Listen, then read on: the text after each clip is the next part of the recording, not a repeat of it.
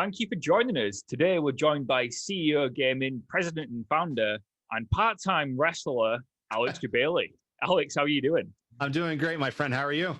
Really good, thank you. This is an interview I've been looking forward to since we got it confirmed because I'm a huge gaming fan myself, and I'm a Thank huge you. fan of wrestling. So this is kind of merging the two worlds together for me. Uh, I've been following CEO for a while, and it seems like you're doing amazing work there. Every year, it just gets better and better.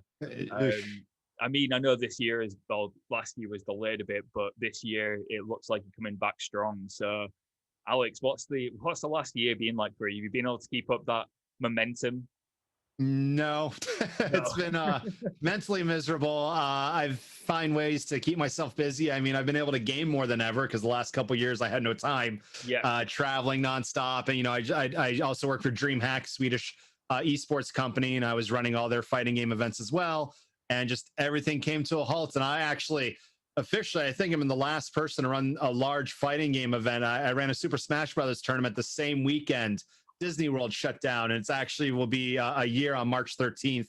I remember dates very well, and I'm just like, it's almost been a year, and it feels like a lifetime ago is when I was doing gaming and wrestling events, and it's been rough, honestly, but I've been doing content creation more than ever. I've been doing a YouTube channel with unboxings and reviews. I just did that Joker that's right behind me a couple weeks ago, and keeping busy. DreamHack, we're going to be doing some digital festivals this year and some online stuff. CEO has kind of been on hold. I've been trying to keep it together. Fortunately, because we have so many great games online, the community can still interact with each other and keep busy. But for me, I'm dealing with most likely canceling again this year as well because America can't get it together. And I live in a state where I literally, if I wanted to go to a bar and have drinks and catch COVID or, I could go right now. Nothing will stop you in Florida. Crazy, man. But I don't do that. I represent a lot of different people, and I see my parents weekly still, and I just want to play it safe. And I'm okay at home. Got a dog last year. She's sleeping right now. And been found ways to keep myself busy. I'm a positive thinker, and I just know when things are ready to come back, I'm going to be ready to bounce back stronger than ever. I've actually lost a lot of weight since I was ever in a wrestling ring. So if I ever get the opportunity to do it again, I'm going to be a lot quicker on my feet. My ankle, I tore my Achilles tendon the first year I did this. 100% now. I've been able to run barefoot. Put a lot of time and effort into leg day and, getting that ankle back to normal. And it feels like it's just completely a lifetime ago, but whatever is ahead, I'll be ready for it. What I'm hearing, Alex, is you're in ring shape because, you and Nakazawa, you want a piece now, I believe, right? Oh, yeah. I would love a rematch and to piss off the hardcore fans that think I should never have been in a ring, which you can agree with some of them, but you know what? Man, no, I can't. Honestly, I want to speak as a fan. I know you're a fan too, but as a fan, wrestling is stupid. Like that, we all love wrestling because it's stupid. If you take wrestling too seriously, you kind of forget what wrestling is. There's the Undertaker shouldn't have worked as a character, but it did. Right. Anything can happen. Oh yeah, and it's funny because when I put that match together with Kenny, most of those were kind of my ideas. He's like, "That's actually really good. Like, where are you coming up?" I'm like, "I've been a wrestling fan all my life, but I didn't dig down deep enough to find that like a unique character other than the boss of CEO." And just now looking back, when I was a kid, I used to play wrestle with my brother, and I sold the hell out of him beating me up to my parents. And then I become an adult and I think I'm invincible. I'm like, it'll be fine. And I didn't practice that art, but I got to give credit to AEW and WWE and all these companies that are still powering through the pandemic and putting on new content. And these wrestlers, I had such a high wrestling in front of a crowd of nearly 5,000 in the second year and the first year when we did the New Japan crossover. And when I came back, I was like, man, I know my match was like 12 minutes long. I could have kept going for like an hour, and to see these guys putting on the performances that they're doing without the live crowds that they live for has just been an incredible thing and inspiring for me. And, I'm actually 38 years old. I'll be 39 in August. And I sometimes feel like I could be the next Diamond Dallas Page and get a successful career in my 40s, Do it. But, I still watch like a hawk. I support AEW. I've been to some of their shows backstage, and I just love what they're doing. And I just can't wait for crowds. I know once we get crowds back, everybody's going to be going. And like I said, if I get the opportunity again, I will not disappoint even the hardcore fans because behind the scenes, I think about stuff every day and how I can do better and improve. And that's my whole life has always been about taking an idea and making it better each time I do it. And hope to God, Tony Khan, an amazing human being. We still chat, once in a while, catch up with each other. And I know we would love to bring Fighter Fest back together in the future. Can't confirm anything because we don't know what the future holds with COVID still. And there's no reason to do CEO or a Fighter Fest at CEO without the crowd that made it special. And to look back, and be a gracious host of the second ever pay-per-view for All Elite Wrestling to what it is today. I'm just glad that I believed in them. Me and Kenny have always trusted each other, and just to see what they're doing now. And I'm excited this week. They're going to have a few Joshi matches coming out of Japan, and Kenny's excited about them for the world to see them. I'm excited to check them out, becoming friends with all of them. So looking forward to what the future holds. And I know once crowds are back, the team behind AEW, I've been to a couple of their shows, and it's in a very safe outdoor setting. I highly encourage people to go. They do a very great job of getting people in safely, getting people out without, packing it. And I have so many friends that have gone to the shows and they feel safe. And it just, it's hard because you want the live crowds, but for what they're doing with what they're allowed to do, they've done an incredible job. And I look forward to seeing when we do have events back, as man, everyone's just chomping at the bit, as we would say, to just get back in there and be live. And I just can't wait to see the tears on these performers' faces when they're just like, oh my God, everyone's back, and hopefully sooner than later. So we'll see what happens. Fingers crossed, man. It's going to be amazing when the fans are back, because I'm sure even you've realized, like, the fans at Daly's Place, even though it's a limited capacity, it seems so much better with just that small handful of fans to react to something, because when you don't have any fans, it just seems very awkward, right? Like I went from watching like Kenny's match at Impact, the pay-per-view without a crowd, still putting on the best performance they can, an incredible match. But I was there for the God rest his soul, John Huber memorial show. I got to sit ringside, and what an incredible show. When I was back, seeing the performers just excited to put on the best performance for this incredible guy who I unfortunately only got to meet him once in passing. And I always, when I was backstage at the AEW show, made a point to introduce myself. I'm Alex Jebailey. It took me a couple shows to be like, I'm Kenny's close friend, and just drop that and say, I'm Alex Jebailey, and to see that show. But I'll never forget when Eric Redbeard, as he goes by now, when he came out, I felt like I was in a live arena. That pop was so big. And when Sting came out, and it was just such a great feeling. And that's with maybe 500 to 1,000 people, imagine, so, look forward to that. Just right now, they're doing the best they can, which is all you can ask for. And just so happy that TNT has been successful for them. And now, the YouTube Dark and all that. So here's hoping. Yeah, man. Hopefully it won't be long, because I've said to you, most of the guests we've had on, we haven't had a show here in the UK for nearly a year since we've last had wrestling or any kind of event, really. It's been a year. My best friend Logan Sama, he's a very well-known commentator in the Street Fighter world.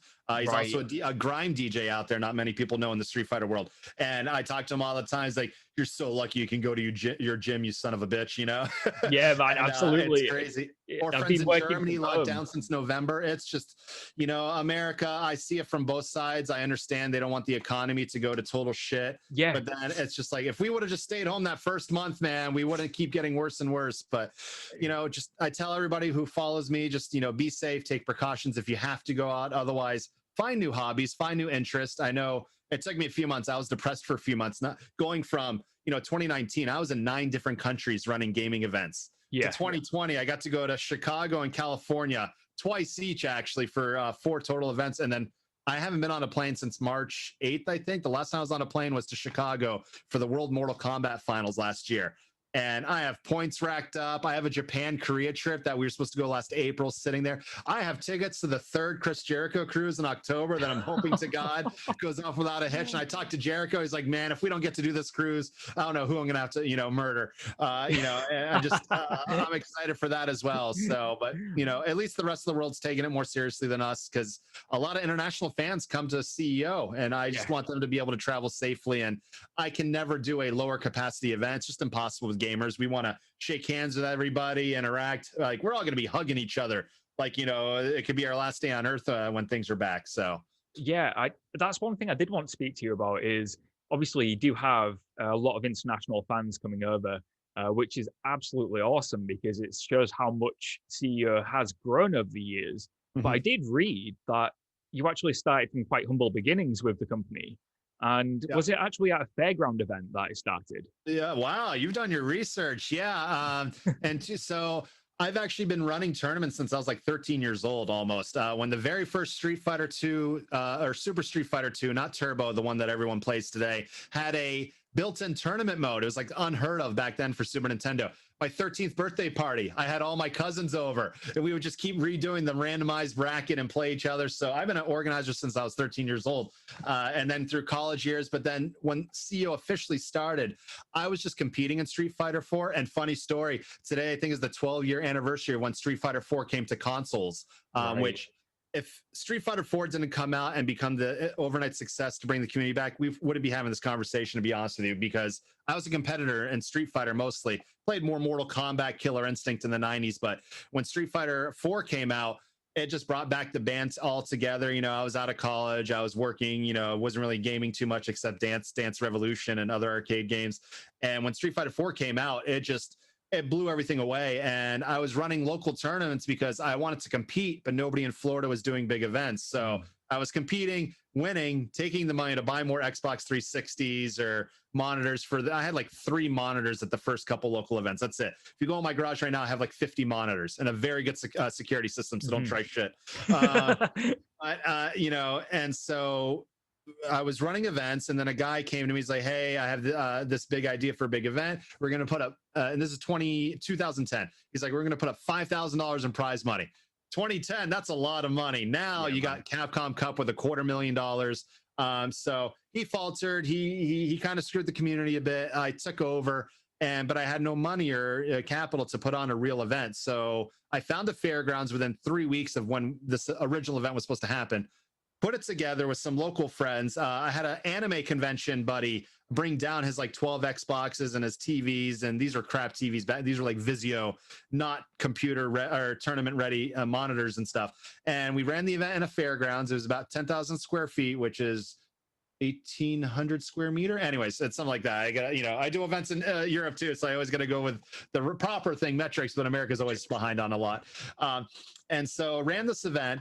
Everyone just came together. We had only Super Smash Brothers, Street Fighter, Blaze Blue, which is an anime fighting game, and Tekken 6 at the time, I believe, and just a couple arcade cabinets. It was, I wouldn't say crap. It was what the community enjoyed. Just coming together, didn't matter. The air conditioning broke. It was the summer heat in Florida, but we got through the event. It was only 2 days, and then after that, I was like, you know what? I think I want to do more of this just to have fun. And it just kind of grew and grew. But the first couple of years was just bring people together. I found a nice hotel the next year, which we were going back to last year without a wrestling show because my arena in Daytona wasn't available. And I didn't want to risk not having a venue. So I'm like, let me cut back a year because I felt without even thinking about COVID, nobody could expect that to come the way it did. That this would be last year would be a transition year between PlayStation 4 and 5 and the new games. And the numbers would be good, but not a growth setting. Then COVID happened, which kind of worked in my favor with how the venues I had, and then just had to cancel on stuff. But over the years, it just grew and grew. And then by me traveling to other events to compete at the same time in my own time, I got my partnerships, my networking and all that. And then 2012 is when I started doing the wrestling theme. I rented a wrestling ring from High Spots. You know, it's like, where can I get a wrestling ring? I Googled it. High Spots came out. Rented that. It was like $1,300 at the time. Like, $1,300 for a stage without lighting is like, if you got proper esports lighting on, it's like a $20,000 production, right? So like, let's just get the ring. I'll just get a big screen. And then it kind of came together and everyone had fun with it, and it grew. And then once I met Kenny Omega officially in 2016, you know, and led to him coming down because he's a big fan. And at that time, CO became an international event with the Capcom Pro Tour and all the Tekken World Tour, all these different tours I was doing. And that's when at first was just big wrestling fan. Kenny's a huge fighting game fan. We became instant best friends. And then at the time, he was at New Japan, and he came the first year. I brought him down. Everyone loved having him there. And he came not as a celebrity guest. He came as a fighting game fan. And he's like, Alex, I don't want to do appearances. I just want to have fun. Like, buddy, whatever you want. He came down. Everyone just had fun because I've seen a lot of crossover events with celebrities over the days, and they are gamers. Celebrities are huge gamers.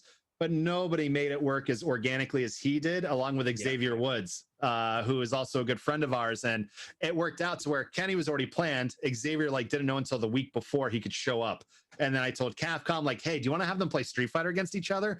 And that went viral, a couple million views on the video when they did an exhibition against each other. And just Kenny was a huge fighting game fan, and I'm a huge fighting game fan and competitor. And, you know, I tell people, they ask, like, is Kenny actually good? I'm like, yes. If he wasn't a pro wrestler, he could be a pro fighting game player. He learns. He's always wants to beat people down. And when you come from Japan or you have that arcade history, you already kind of have an advantage that you're hungry, you're willing to learn, because you got to put in money to stay on top. And so it grew from there. And then 2 years of just doing CEO in Florida.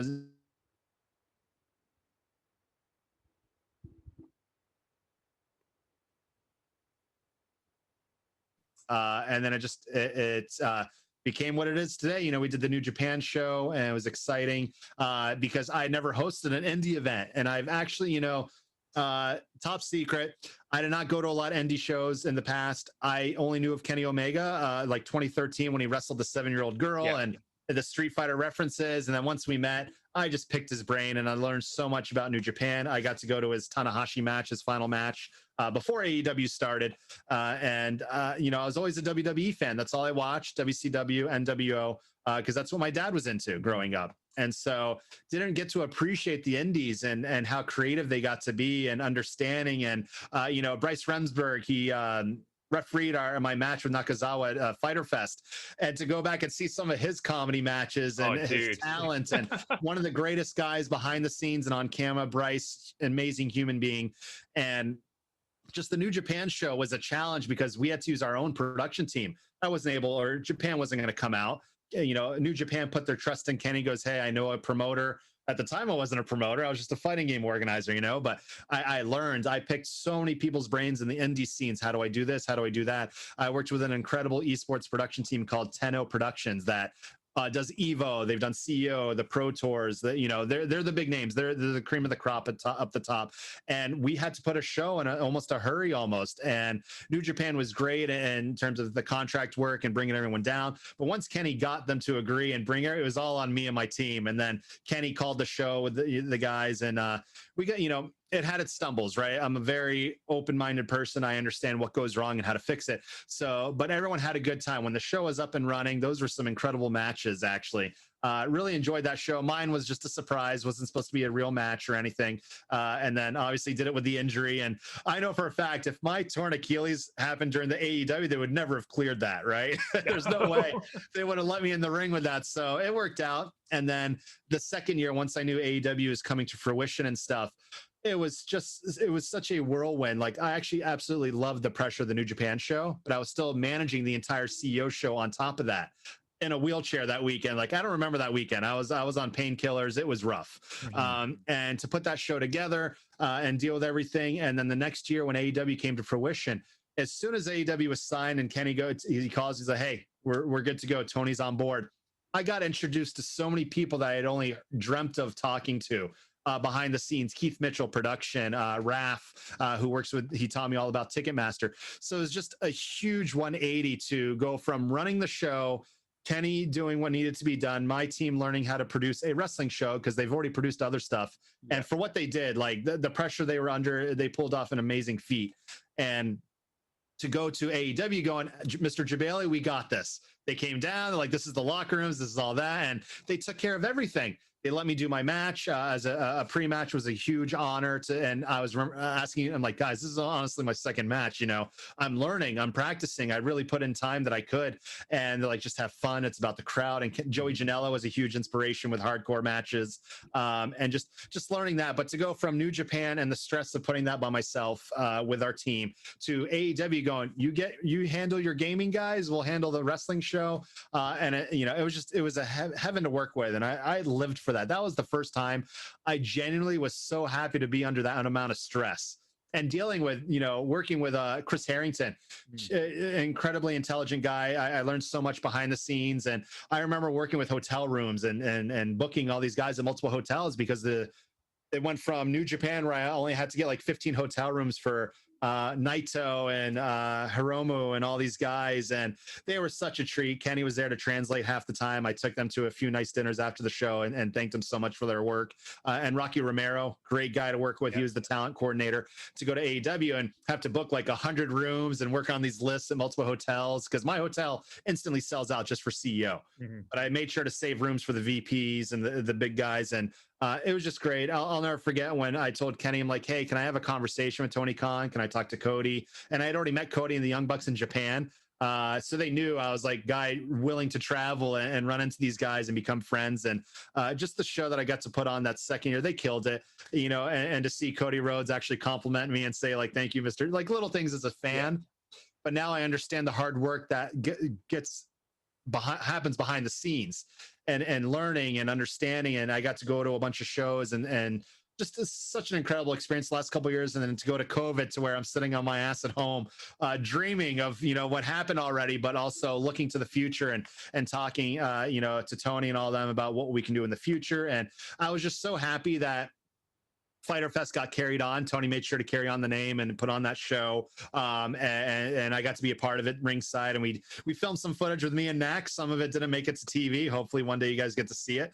But it just such a cool experience over the years, and just seeing how they're doing now is just an awesome experience. But me personally, if I was 10 years younger with the knowledge I had and the appreciation for the hard work these guys put in, and the knowledge that I have such a high pain tolerance after wrestling with a torn Achilles tendon, like when I was getting hit, and I was taking some bumps, like the table bump going through the table. Man, I wish I pushed it back 6 feet farther or 6 inches farther and stuff. But learning the intricacies of just the art of pro wrestling and appreciating more of the hard work these guys do. Like if I was 10 years younger, I would totally give it my all and give it a shot. It just didn't work that way. I ended up going into organizing and getting hired to work other events.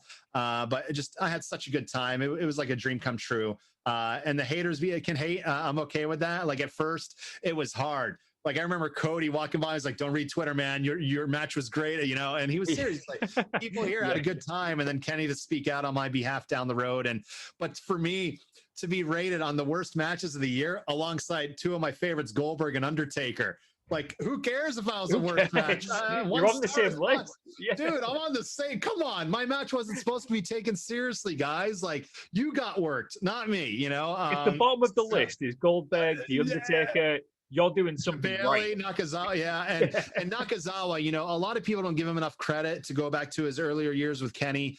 One of my favorite matches that changed my appreciation for Kenny Omega and his long-term storytelling was Korakuen Hall, or one of the darker halls in Japan. You can find it on Vimeo. It's for the Neverweight. I'm forgetting. There's so many titles they've won. Who knows anymore?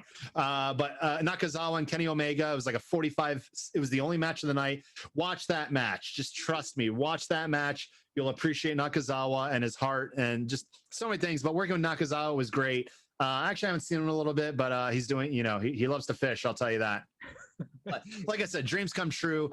Nothing will ever replace those experiences for me. And if I ever get the opportunity again, I promise everyone you'll be in for a real treat, because I've been picking apart everything I've watched from after actually performing to, again, 10 years younger, I would be doing this full time, honestly, because I had such a great time.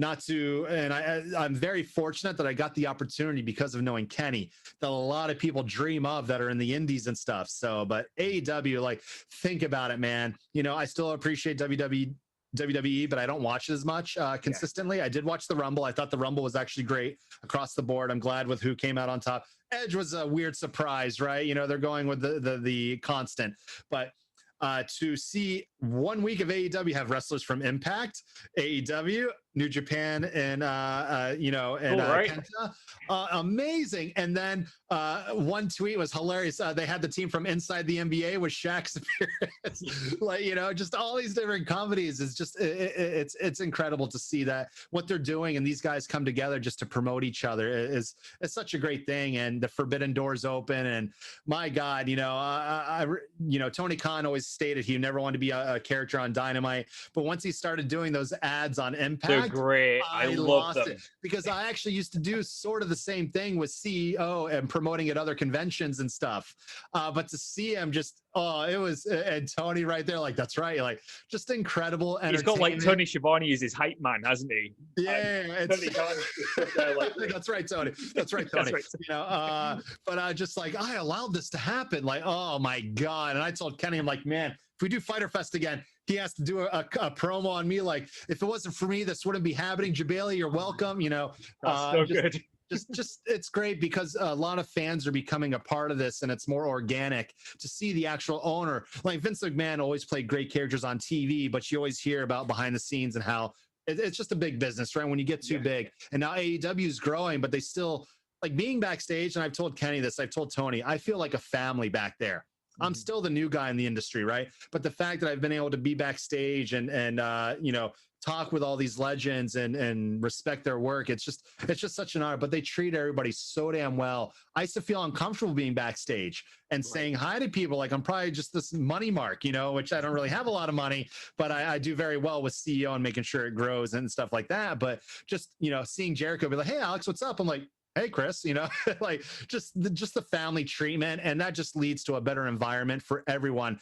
And just the passion that every single match, like I said, when I went to the memorial show, just everybody putting on the best show. And these matches were great. These were matches that would not normally happen in storylines that just came together. So, you know, and now I was there backstage for the Eddie Kingston speech that went online, right? And I remember, I was like, do I pull out my phone? Like, no, he'll probably kill me because I thought it was just for them. But to see it, to make it into a BTE was just an incredible thing. And just being back there, it's just such a good feeling. I get goosebumps thinking about, you know, performing and being a part of that and stuff. But my focus now is once CEO comes back, rebuilds my local community in the fighting game world, work with a lot of other organizers that have kind of taken the mantles online, because we're chomping at the bit for locals. And I feel bad because a lot of Florida or local events, like small bars, they're spreading it out, but they're only having like 10 attendees, because once it hits the internet that somebody's doing an event in the middle of a pandemic, people go after them. And that's not something I just don't want to do it. I don't feel comfortable doing it because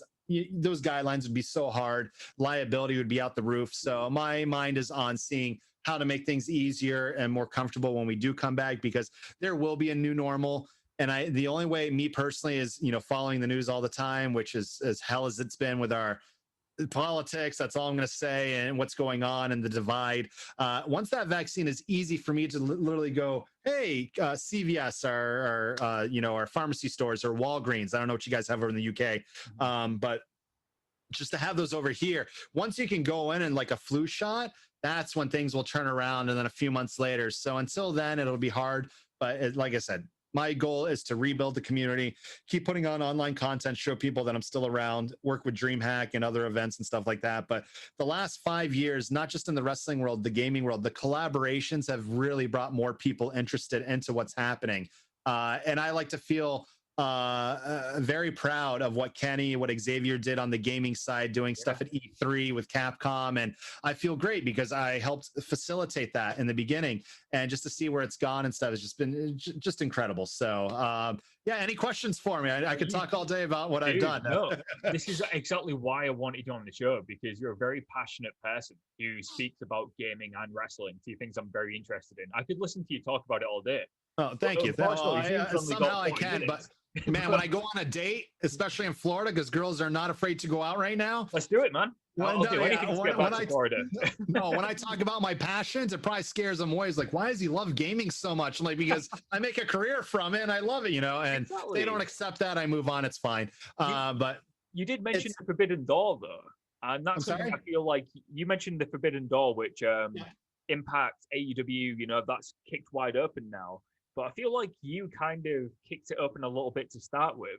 You got the New Day and Kenny Omega and the Elite to feud. It might not have been a match, but it was in a Tekken 7 tournament. Yeah. So second year was Tekken 7. First year was Street Fighter 5. Street Fighter 5. But yeah, Xavier, great friends. You know, I've known him over the years. They're man, I wish we could see them in a ring one day, right? Who knows, right? If somebody goes over or whatever. I honestly doubt WWE this might be the closest we'll ever get. That's why I think it's cool. Yeah. So, but it was very cool. And then have the Young Bucks against the New Day and stuff. Yeah. And it's a funny story behind the scenes. Kofi Kingston has a younger brother named Kwame. I actually hosted a gaming convention with him in 2012. Right. So back when I started getting, I was consulting other events. I was being brought out. So I was actually born in Halifax, Nova Scotia, Canada. Right. And Yazid was his name. A very cool dude. He's like, I do an event called Frag for Cancer. And he's like, we're going to do a Street Fighter tournament, and I want the winners to go to CEO.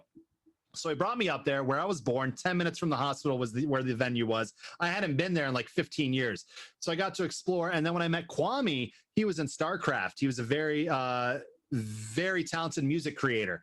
I haven't checked up on him in a while. But so when I first met him, we talked about wrestling. He's like, oh, my brother's Kofi Kingston, before Kofi got the title that he deserved and all that. I'm like, I don't believe you. Because back then I was a supermark, right? I had no connections. And he goes, yeah, look, he showed me family photos of them fight. I'm like, dude, that's so awesome. Me and him became friends. But that Forbidden Door, like with Kenny and Xavier, it came together. They just want to have fun. It wasn't an official, like, hey, we're going to do this official promotion. That's why it was a surprise, right? Just to do it for the fans there. And just so organic. That's why I was so proud of it. It wasn't it was surreal for the fans. It was surreal for the fans. Exactly. Yeah. And just, a lot of celebrities do crossovers in gaming. Sometimes it works, sometimes it doesn't. I'm just glad it did work and kind of opened that door between two companies, not on the wrestling side, but the gaming side, which is just as powerful of a medium now, right? Gaming is bigger than ever. A lot of my sponsor companies, Astro Gaming, had one of their best years ever because everyone's at home picking up equipment and stuff like that. But yeah, to see it grow from that, Kenny and him do other videos. We filmed a really cool promo the next year when they did Tekken 7 in my suite. Leva Bates, who helps run AEW Heels, a great membership program. It's only like $50 a year to be a part of these special events. And the ladies are loving it. And Leva Bates was in that room when we filmed that skit with Xavier and Kenny after the event. And now she works at AEW because she met Kenny that day.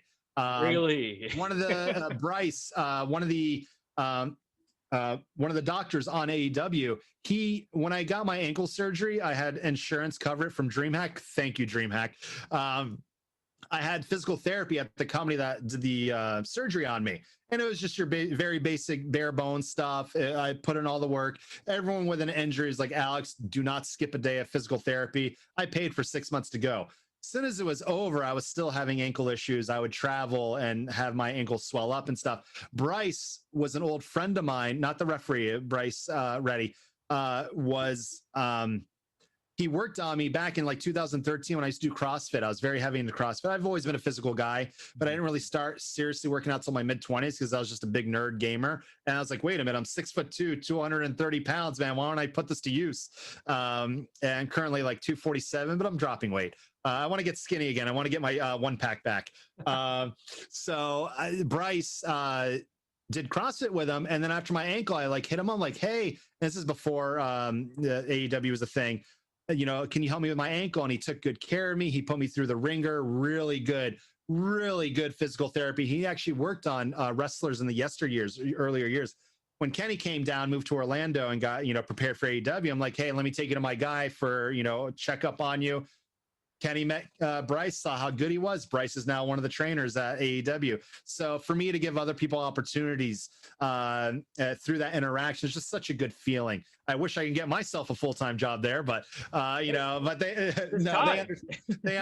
understand I'm very busy. I'm in full support of the AEW games development and everything that they're putting together. I'm very excited for that for wrestling fans and you've got to have a tournament. You've got to have a tournament, right? So I won't force it. But if people like that game, no matter what, I'll have my full support. I trust Kenny. I trust Kenny with my life almost. And the passion he's putting into this, I think people are going to be great. I'm not going to say anything more, tease anybody with anything, but I'm looking very much forward to that. It's time. And it's funny, not just the AEW games. We have that retro wrestling game coming out soon, Retromania. Yeah, Retromania. There's been some other Steam independent wrestling games. WWE put out Battlegrounds.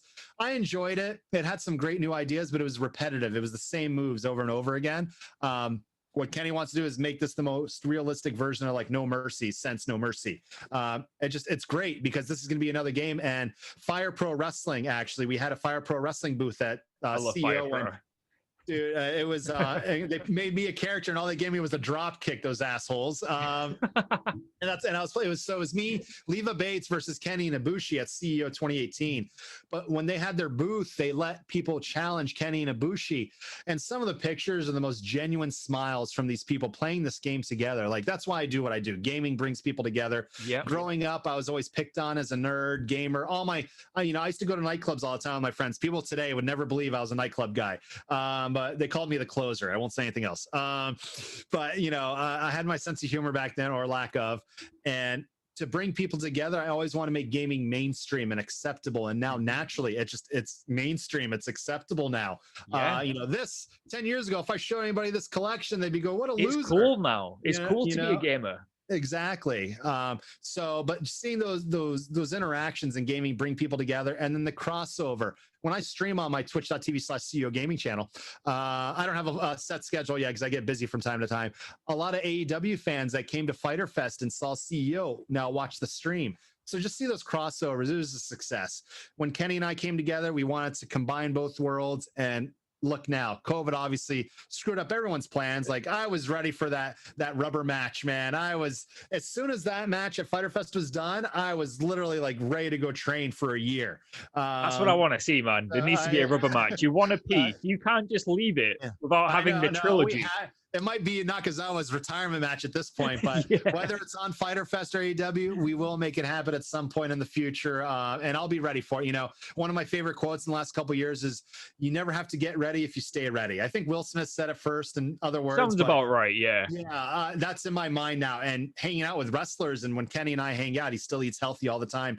That's the lifestyle that you get used to. And that's another thing you got to appreciate. Me working in the gaming world, at any moment I could go out to a dinner with gaming sponsors and we're drinking, we're eating whatever's in front of us, to now being around wrestling. And I've lost a lot of weight. I've gone in much better shape after hanging out with AEW and seeing what these guys put themselves through. And it feels good. It really feels good. And I tell people, like I said earlier, I've been depressed going through the pandemic, not doing what I love to do. But I found ways to just get healthy. All I have control of is yourself and what's right in front of you, and that's what you got to do at the end of the day with the time we're given now. And I just hope we can all agree, once we're out of COVID, that if we aged up like a year or two, we just ignore those and null them. So we never added a year or two because of COVID. I'm fine with that. It's like the blip from the Marvel movies. 5 years went past. Some people just disappeared and came back, and everything was the same. Just going back, the Forbidden Door opening, especially now in the wrestling world, it feels good that I got to be a part of that. It feels even better that I made a great friend out of Kenny Omega behind the scenes. And just, I have a lot of great friends in the gaming industry, but to have someone with that much knowledge and talent, and not just about wrestling, but gaming. He knows his gaming, so he actually recorded a video for a new website called The Network. It's like the StockX. I'm a huge sneaker guy. For collectibles, he did some bear bricks. I have one from Astor right there. I can never point when I'm in reverse. Yeah, over there. Anyways, so just all that knowledge, and it's just fun to have a good friend like that from over the years. And again, love the success of AEW, what everyone's doing. I think it's going to step up all wrestling brands across the room. I would love to meet Don Callis, the invisible hand that's making this all happen. Anybody that Kenny trusts, I trust, because it's just such a great feeling to look back and reminisce. But once we're back, the past is the past. I'm ready to move forward and make things even better. I've got to ask you something not gaming or wrestling related. I saw earlier on to your left, I believe, there's a Power Rangers, a white Power Ranger somewhere. Oh, yeah. So I saw that earlier. I mean, I'm a huge Power Rangers fan. So that is signed by Jason David Frank. Oh, no, it isn't. So I know him very well because I know friends that run Ranger Con here in Orlando. Yeah, I've heard of it. And so I had him sign this when he was down in Orlando. And it's purpose, passion, profit. Is a big saying of his, right? Now, when celebrities have these things, you think pyramid scheme, right? But super nice guy in person. And I picked his brain. I got to chat with him.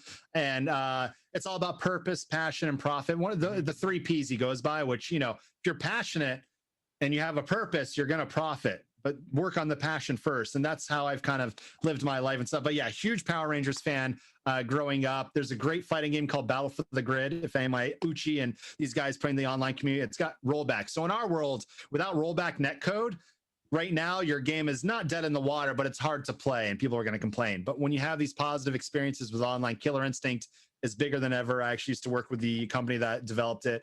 And just but Power Rangers, you know, big fan of it. It's the best season. What's the best season of Power Rangers? Oh man, White Ranger, Green Ranger, White Ranger saga. Honestly, the original. You know, when Netflix had everything, there was a 2-month period. I marathon every show. I liked SBD. I thought SBD was a great show.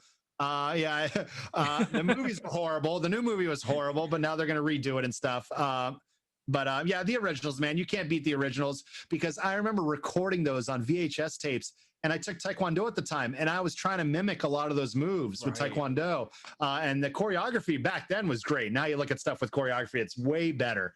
But yeah, Jason David Frank, you know, Amy Jo Johnson, you know, just childhood right there. And just my first childhood crush right there. Oh yeah, mine too, trust me. So just Power Rangers is great, man, honestly. So I love it. That helmet is one of my prized possessions, obviously signed by him. I can imagine. It would be. I saw it earlier and I was like, right, at the end of the interview, I've got to ask about that, because I love Power Rangers. Absolutely love it. And I think it was back when I was about 5 or 6, when we have the Christmas lights turned on in Hull, where I'm from. We have a celebrity come in and turn on the lights every year. And when I was 5 or 6, can't remember, we had the white Power Ranger come, and they stood there, turned on the lights. And for years and years, I believed in my head it was Jason David Frank who came to Hull to turn on the lights. It wasn't until my mum told me, you do know it's just a guy in a costume dressed as the white Power Ranger. And I was heartbroken, man. It was only like I was in my 20s, and I realized, probably Jason David Frank didn't come all the way to Hull just to turn on the lights. So now it's my goal to actually meet him at one point, because I feel like I've been robbed. And now you're saying he's a nice guy. I need to meet Jason David Frank. Yeah. He was actually just in Orlando, because events are live and kicking. I can't believe I say that, but very positive experience meeting him and stuff. But I was a huge fan of a lot of pulp culture growing up. Power Rangers, X-Men, Saturday morning cartoons. I have a badass Sentinel diorama coming. You don't want to know how much it is. I get hookups though, but it's huge. I don't know where I'm going to put it. It covers the whole desk behind me if I put it there. So I'll figure, I might keep it in a box till I get a bigger house at some point. And just it helps because a guy like Kenny, again, very creative, and we take all these ideas from all the stuff we've seen over the years, and gaming, man, it just continues to get bigger. Now, me personally, as I have the next gen systems, I think they should have waited a year, because once you play a couple titles, there's nothing out yet. But fighting games just got a brand new update with Street Fighter V coming out next week that got the community excited again. Guilty Gear is a big part of my community. I run Otaku as well, one of the largest anime fighting game tournaments in the world. Hoping I can pull it off this September if the vaccine's out and stuff. So we'll see. But for now, just going to focus on the online content I'm putting together in the next couple months, online tournaments and stuff. I'm with AEW all the way until the end. Going to probably go to Revolution that's coming up. Very excited for that. But man, my favorite match, I remember showing my dad one of the first AEW matches I was there live, was Revolution last year with the tag team. Adam, Kenny, and the Bucks. And my dad saw that match. He's 71 now, still healthy as ever. He fell in love. He's like, what else can I watch? And I started showing a bunch of pay-per-views and stuff. And Orange Cassidy actually is one of my favorite matches from that, against Pac. It was just a perfect match from entertainment wise, and showing you the true quality on big TV for Orange Cassidy. But I look forward to those pay-per-views. I've talked to AEW about Fyter Fest in the future and stuff. So we'll see what happens there. But they're just doing such a great job with the content. And again, watch the women's, the Japanese side, especially a tournament that's happening. I'm excited to see that as well. And some of those new wrestlers, I'm like, Kenny, who's this? Who's that? He's like, oh, you don't know, in this tournament, because I'm still learning about a lot of the Joshis and Kenny's appreciation for their talent. And Britt Baker, I'm going to be visiting her soon in the actual dentist office once I switch over insurance. I love Britt Baker. She's amazing. I loved the opening of just that heel heat that she gets in a cheesy, entertaining way. And they're all doing great jobs. And the fact that Tony Khan lets them be creative, and, it goes through him, of course, but it's not as totalitarian as, the other ones, just because they get to live. And I look back and I'm like, if I had to build a character, would I be the organizer? Would I be the heel, and like walk around with a clipboard or something? So I think it's stuff what I could do rather than just, that's the fighting game guy. So if I come back, it'll be something new. Looking back, my finisher was the Jabate you. I already know my next finisher will be, hands down, I'm going to say it here first, the Jebailey to belly suplex of some kind. That's genius. Dude, like, yeah, and then you hug them and then you do the Jabata, so we'll see what happens there. But, looking back at the second Knack match, I was supposed to go off the top rope and another move, but they had to cut it a couple of minutes, which made me sad. But Kenny's like, no, it was enough. You didn't want to do that move. I'm like, yes, I did. Save it for next time, man. Yeah, so less is more. I've learned that as well in the industry and stuff. So, but yeah. What other questions you got? Well, I was going to say, I'm very conscious of Zoom cutting off soon. So before we do quit the Zoom call, I want to know, first of all, will you come back on in the future? Because it's been an absolute pleasure speaking with you. I'd like to know more about your upcoming events, which hopefully you're going to get to run. If you don't get to do them this year, hopefully next year. I'm not getting any younger, I'll tell you that. But I'm either way, man. Yeah, I'm excited for whatever you do. Yeah, I would love to. I usually have a rule: I don't go on shows with less followers than me. But you're a good guy. It's funny. Kenny was over the other day. We were recording a thing here, and I told him about your show. I'm like, hey, this wrestling show wants me on. I'm not really relevant. And then I told him all your other guests. He's like, wow, that's actually pretty good. So he's heard of your that's made my day. Thank you. So, yeah, I know. When I told him all the other guys on your show, he's like, that's actually a pretty good lineup. So good. Keep it up, man. Kenny's my favorite wrestler in the world, so you've kind of just made my year. Thank you. Glad to hear. But he was happy for me. And I do a podcast called the Podcast, just JE in front of podcast. It's hard work. You got to be consistent. You got to wrangle up the guests. And I actually host an online show called DreamHack Tonight with DreamHack. And we got to interview, my favorite interview was Jeb Stewart. He wrote the original Die Hard movie. He was a screenwriter, and now he's working on Vikings, that films over in Iceland. And I got to interview a lot of names in the music industry, and just keep doing what you're doing, man. It takes off. Chris Van Filet, however he wants to say. I haven't talked to him in a little while, but I remember he's like, hey, can you get me a Kenny interview? I'm like, I'm not the guy, buddy. Sorry. But I've learned a lot from him, and just interviewing is such a great, you learn so much, and it keeps you happy to learn from other people's I've learned a lot from Chris, to be fair. We've interviewed him twice, and it's in those two interviews that I really learn a lot from him. Like he'd actually say it's all about the guest, even though it's called the Chris Van Vliet show at one point. He said it's all about the guest. It's one reason we do video interviews now is I think it just adds to the rapport with a guest.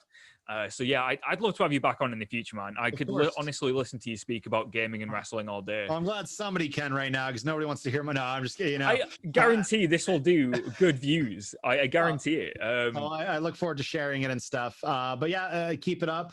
Again, I just put out as much content as I have on my Twitter and such. I'm looking forward to the future of wrestling games. I'm just going to leave it there. Once I can do events, man, I'll be ready to lead the charge. I want to give back for all the people that have supported me over the years and help all the little guys. Now, not financial help, that's hard. Oh my God, my dog just ruined one of my plushies and I'm excited.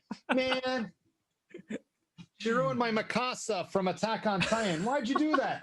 Fetch. She actually took, it's funny, she doesn't play fetch. She's a very calm girl. She doesn't really break anything. And I was worried about getting a pet, tearing up everything, right? If I got a cat, they'd probably be running through my shelves. Yeah. She's very respectable, but for some reason, this corner here, I have a Tonberry from Final Fantasy and a Chocobo from Japan. And she ruined it. I got it in Japan. But no, I'm happy. I'm like, finally, So, I'm not mad about it, but I was like, finally, she's doing dog stuff. She's not a human in my house, being respectful and stuff. But so keep up the great work, man. I had a great time on this. You too, man. Absolutely. And thank you so much for coming on again. But for now, we've been Ringsiders. Alex Jebailey, thank you for coming on. Of course. Thank you, guys. Take care.